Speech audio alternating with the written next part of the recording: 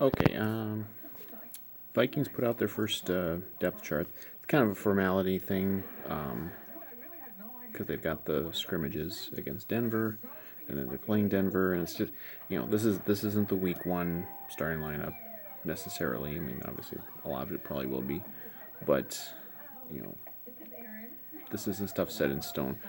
But a lot of people were freaking out because a lot of Vikings fans want to freak out about everything. Every little morsel causes them to lose their fucking minds. But there wasn't too much um, that was eye opening at all. Kellen Mond, who just got back to practicing now after being out 10 days, he's listed as as fourth quarterback, but even that's kind of you know not a real thing because he's going to make the team. I mean, he's guaranteed to make the team. He's got to make the team because if they try to cut him and put him on the practice squad, you ain't gonna. That's not gonna fucking work. So Stanley's listed ahead of him. He ain't gonna make the fucking team, and he's unvaccinated, or he was anyway. I mean, I don't think they're keeping track on a daily basis of whether or not he decides to get it, but so they're probably gonna have to keep three quarterbacks because obviously Kirk will be number one, Browning will be two, Mond will be three.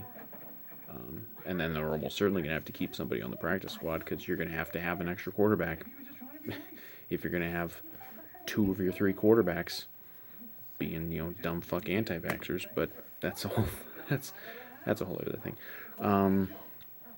So then the offensive line stuff got people freaking out because they want to freak out about that. Listed as starting left tackle Rashad Hill and starting right guard Oli Udo. I don't think either of those are too surprising at this point if you've kind of been following things. Again, I believe that Darisaw will be a starter within a matter of weeks into the regular season, maybe even sooner if he can really get out there. And I think they showed Davis is still listed as a third stringer behind Dozier.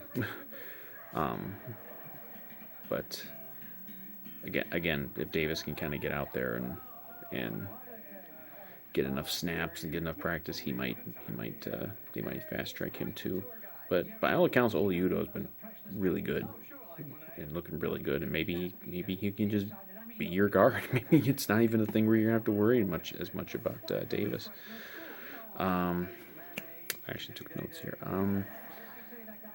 The wide receiver thing, nothing too surprising. I mean, behind Jefferson and Thielen, it's kind of a little up in the air about like the pecking order. As of now, KJ Osborne's three, BB is three, or no, Osborne is three, then BB, and then D.D. Westbrook, who's been hurt, and then Smith Marset, and you know, be curious to see how many receivers they end up keeping because they're not going to keep like 8 receivers. But they love Chisena. They love Chisena. I kind of hope they don't even bother with Chisena this year because I don't know if you can just I don't know if you have the luxury of just being able to be like, we're going to keep someone on our roster who only is a special teams player and nothing else. But we'll see. Those guys can be scrappy. They tend to stick around. I wasn't too enamored with him last year. I didn't really see him as all that special. But Nick Vigil is as of now is the number 3 linebacker. With Barron Kendricks, by all accounts, he's been very, very good. Been looking very, very good. I thought he was kind of just a depth signing, really. Season is of all the free agent signings they made on defense, his was probably the one that was just like the biggest yawner. But hey, he might end up being a starter. So here we go. We got the secondary: Patrick Peterson and Bashad Breeland. They're the 2 corners as of now. Dancer backup, Mackenzie Alexander backup. Nothing really surprising, in that pecking order. Um,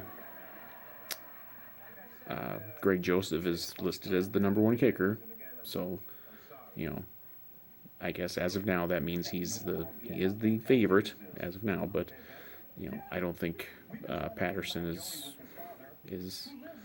you know is out of the running. I think basically it'll probably be like in the preseason games, whoever has the best field goal percentage and PAT percentage and everything, that's probably who's going to make the team.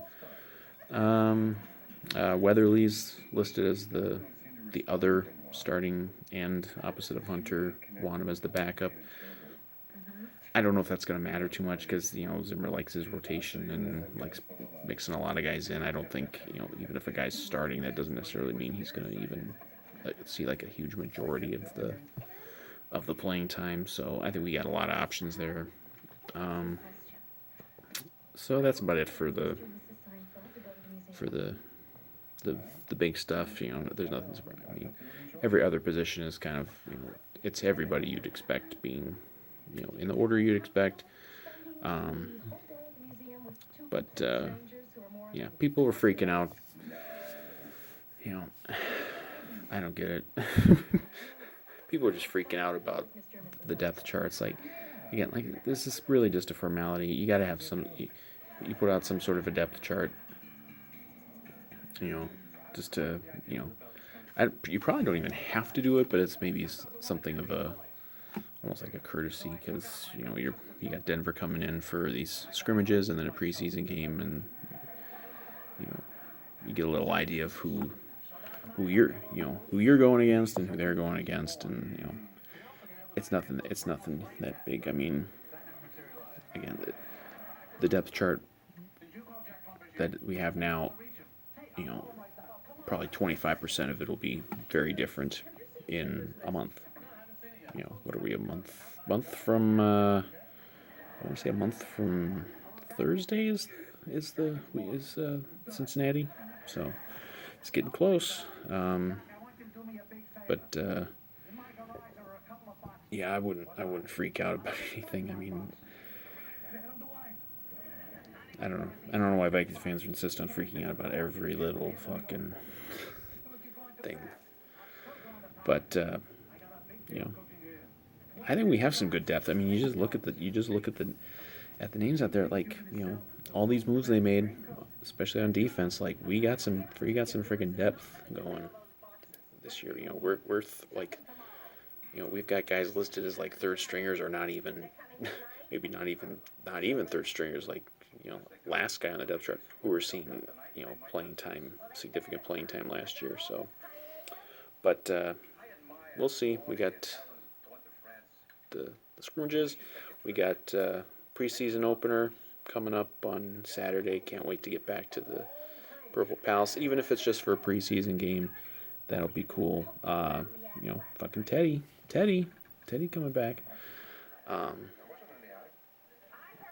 we should get to see him play quite a bit. So that'll be cool. But so until then, let's just not freak out about depth charts a month before the season because things change.